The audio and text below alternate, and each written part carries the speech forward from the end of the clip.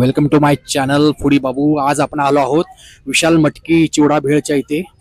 हा आहे राजाराम ब्रिजच्या कॉर्नरला आपण येऊ शकता। एकदम पुण्यातील सुप्रसिद्ध जुनं भेळ हे पुण्यातील खूप जुनं विशाल भेळ हे खूप जुनं भेळ आहे।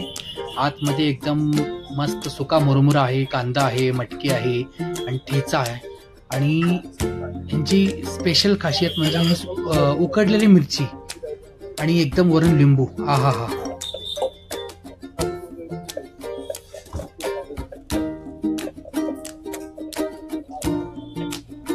कांदा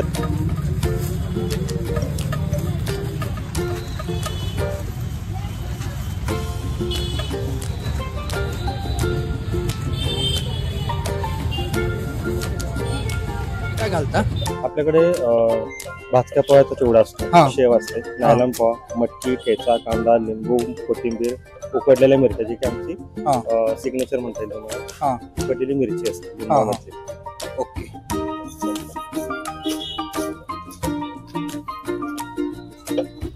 दादानी मिरची मुरमुरा घेतला आणि हे यांची मटकी, वरून ठेचा आणि कांदा आला आणि हा हा हा हा लिंबू पिळला वरून। हा हा बघूनच पाणी सुटतंय मस्त। आणि यांनी हातानेच मिक्स करतात, हे यांची स्पेशल खासियत आहे।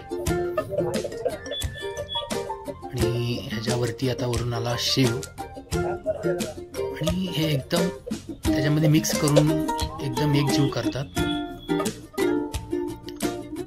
मस्त असं बनवलं जातंय। आणि हा आला कांदा आणि वरून कोथिंबीर आणि थोडीशी मटकी अजून आणि हे यांची उकडलेली मिरची। हा हा चला मग आपण टेस्ट करूया, एकदम मस्त।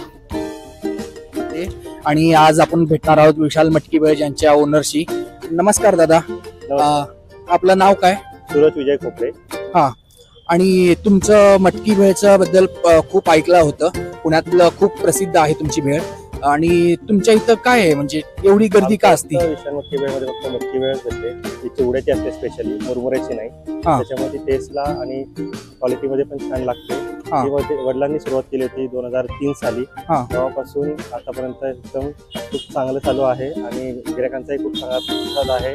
आणि आपल्या इथं मटकी भेळ हा एकच आयटम भेटतो, तो चिवड्याचा। आणि मटकी भेळचं प्राइस काय तुमच्या इथे? सध्या 50 रुपये। 50 रुपये। आणि किती प्रकारचे भेळ मिळतो? मटकी भेळ, मटकी भेळ ओली आणि सुकी नाही, फक्त मटकी चिवडा भेळ, मटकी चिवडा भेळ काही नसतं। ओके, आणि तुमचं हे जो स्टॉल आहे हे कधीपासून सुरुवात झाली? 2003 पासून वडिलांनी सुरुवात केली होती। वडिलांनी सुरुवात केली तेव्हा मी लहान होतो, तेव्हा जस्ट सपोर्ट म्हणून आपलं यायचं आणि बघायचं होतं कसं सवय होत मी पण माझं ग्रॅज्युएशन पूर्ण करून आता सध्या माझा जॉब पण चालू आहे आणि त्यांना सपोर्ट म्हणून पण मी दोन्ही चालू करतो। ओके, व्हिडिओ आवडला असेल तर शेअर, सबस्क्राईब आणि लाईक करा आणि बेल आयकॉन दाबायला विसरू नका। चला भेटू मग पुढच्या व्हिडिओमध्ये, तोपर्यंत गुड बाय।